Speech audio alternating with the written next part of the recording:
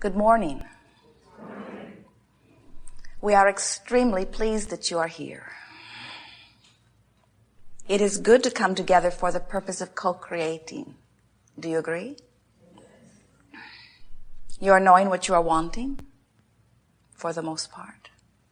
You are enjoying how that evolves. The entire universe is established in order to assist you out here on the leading edge of focusing your desire. How are you doing with that? Do you enjoy the desire when it is manifest? Do you enjoy the desire even before it is manifest? This is the crucial question. Is your desire life-giving without manifestation? Say yes. We all are eternal beings, and desire will continue to evolve. We will be eternally amending our desires. It is the way everything is established. You cannot hold your desires back. They just happen. Preferences are being born. I prefer that to that. I prefer that to that. I see all of these possibilities and this is my choice. I really prefer this. I prefer comfort to discomfort. I prefer joy to sadness. I prefer motion forward to a feeling of stagnation. Or I prefer a little ease to frenzy. I prefer more money to not enough money. Or I prefer more action to not enough action. But I prefer calmer action rather than frazzled action. But I prefer action to boredom. In other words, you are constantly in every moment at all kinds of levels of your being, even cellular levels, speaking preference. And source energy hears every preference at its subtle or broad definition and responds to it immediately. The question is, how much in alignment are you with your preference?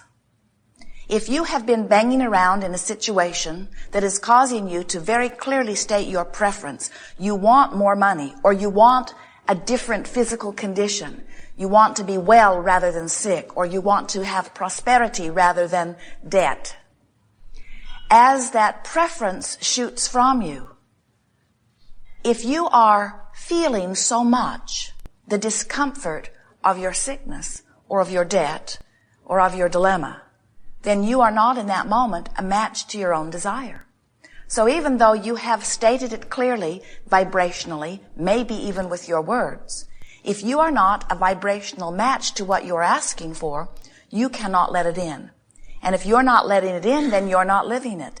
And if you're not living it, it isn't because you don't want it. It isn't because you haven't preferred it. It isn't because law of attraction isn't working well. It isn't because you are being put into a category of inappropriate or unworthy, and therefore you are being deprived of it.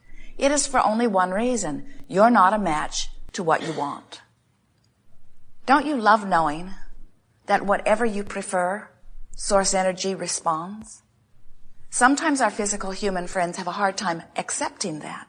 Sometimes when we say, when you ask it is given, we can feel you feeling something like, well, it would be all right if I get what I'm asking for, but some people are asking for some things that I just assume they don't get. What that says is, in order for me to be joyful, in order for me to be satisfied, in order for me to have life the way I want it to be, I need to apply some measure of control to what others are getting. And we say, if you can let go of that one, then you will be in the place of living your life in the way that you've intended. If you will see this environment as a buffet with all possibilities, and you will allow all, including yourself, to choose whatever they are choosing, and you don't get involved in what they are choosing, you will more likely be in alignment with who you really are. It's an interesting thing. When you get together, even in your groups where you feel some sense of compatibility, very often, right in the middle of that compatible group, you have arguments. You say, oh, well, we really come together when we push against our common enemy. And we say, yes, but you have enemies even within your group. And if you could get to the place where you no longer feel a need to push against anything that you disagree with, you would become in alignment with what you do agree with. That's really big. Do you hear that? Do you know that it is your pushing against those things you don't agree with that causes you to be out of alignment with what you do agree with? Even within your own body, there might not even be anybody else involved with it. Let's say you want to be slender and you don't feel that you are. You feel fat. You are discouraged and unhappy about your body. And you make statements of desire. I want to be slender, or I want to be healthy. I want to be different than I am, but oh, I do not like the way that I am. It's wrong for me to be this way. I feel guilty when I eat, or I feel lazy when I don't exercise, or I feel embarrassed when I'm seen by others, or I feel unhappy with where I stand. And we say, your pushing against what you do not want is causing you to not be in alignment with what you do want. It's your awareness of what is that is causing you to offer your most dominant vibration relative to this subject. That's a big word, dominant. What am I dominantly vibrating relative to the subjects that matter most to me? When you take the common subjects like your body, or your relationship, or relationships, or your financial situation, you can tell with just a little bit of feeling what your dominant vibration is relative to those subjects. Of course, you can tell even without feeling, because whatever it is what's manifesting. That's always a match. But if you're wanting to know, in terms of vibration, where your dominant vibration is, all you have to do is start paying attention to the way you feel. For example, when you think about dollars, does the subject of dollars or financial well-being, does it feel to you like eagerness, like anticipation, like adventure, like fun? Or does the subject of dollars feel like worry or frustration or struggle? You know. You can tell right away where your leaning is. And while you may do some of both, you can tell which you do the most. You know, every one of you knows where you fall in that subject. When you think about your body, do you feel vital and alive? Or do you feel a little worried? You know. You can tell when you see the commercial on television what it activates within you. You know.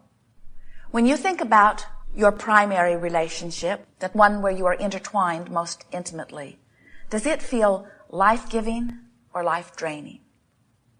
You know. Through time and through your association with your life experiences, you have developed patterns of vibration, some of which are serving you enormously well, and some of which are flat out not a match to what you want. If what you desire and what you dominantly offer vibrationally relative to that subject don't match, then your desire cannot come to fruition. But something even more important than that, you don't feel good on your way to its fruition. We would like you to come to the place where you recognize that there is more coming for you all of the time and that every desire is constantly amended.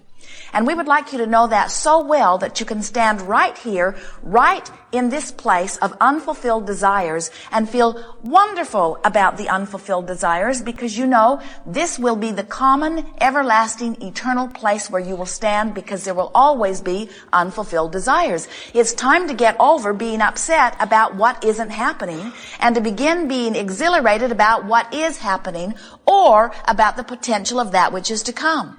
As you lament what has not happened, you offer a vibration that won't let it happen, because you can't match what you want and what you don't want at the same time. So if you feel fat, and that is your dominant vibration, it doesn't matter what you do. It can't change, because vibrationally you are not allowing yourself to be where you want to be. So, do you have to think about being slender in order to be slender? Do you have to think about being prosperous before you are prosperous? No. But you can't feel bad about not being prosperous, and you can't feel bad about not being slender. In other words, you cannot be in the resistant mode. You've got to be in a mode of feeling good in order to allow that which you consider to be good to come to you. So when we talk about your dominant vibration, we are not talking about holding yourself tenaciously upon thoughts and not allowing yourself to ever think toward a certain thought in a certain way. What we are suggesting is that you just begin to relax and lighten up and be more free and easy about more things, and trust that the things that you have identified preferences about are known by all that is, are being organized in terms of circumstances and events. And if you will just chill out and lighten up and get into a place of no longer resisting, those things will come to you. It's a matter of deactivating the vibration that you don't want. Now that's tricky. We said that to you in a way that you would understand it. We also said it to you in a way that does not work. And here's what we mean. You cannot deactivate a thought.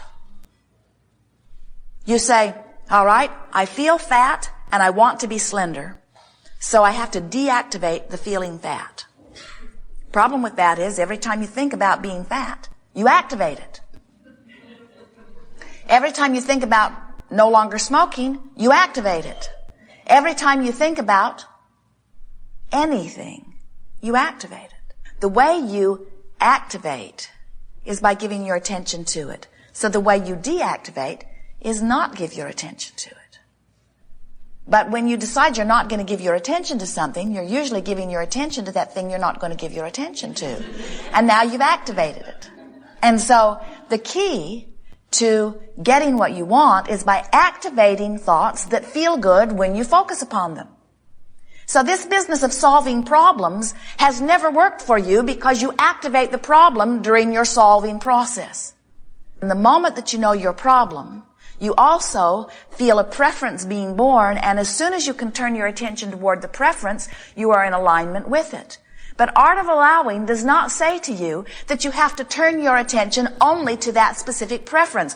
Art of Allowing says you can think about anything that feels good, and you are in the place of allowing all things that you consider to be good. Can you feel how much easier this is? We tease about how you can move through your contrast, activate a desire, then just pet your cat, and if it pleases you to pet your cat as much as it pleases your cat for you to pet your cat, now you're in the place of alignment or of allowing. We want to show you how to get into the place of activating vibrations that allow well-being to flow to you. And we want to introduce to you a process that you may have used many times under other titles. Today we are going to call it virtual reality, because we want you to begin to use this process called virtual reality for one purpose and one purpose only. It's not to remind the universe that you've been asking for it and it's time that it shows up. It's not a workshop where you mold things into place. Virtual reality process is the process where you practice the activation of a vibration that allows. Most of you are not consciously aware of how or when you picked up your vibrations that don't allow. Most of you were very little when you began having some of those feelings, and most of those feelings felt normal in the environment in which you were living because those around you were feeling them and expressing them to you and teaching them to you. So little by little by little by little, you have developed the vibration relative to these subjects that you are currently walking around with. And it's going to take some practice to move those vibrations into different places. And that's what this process of virtual reality will do.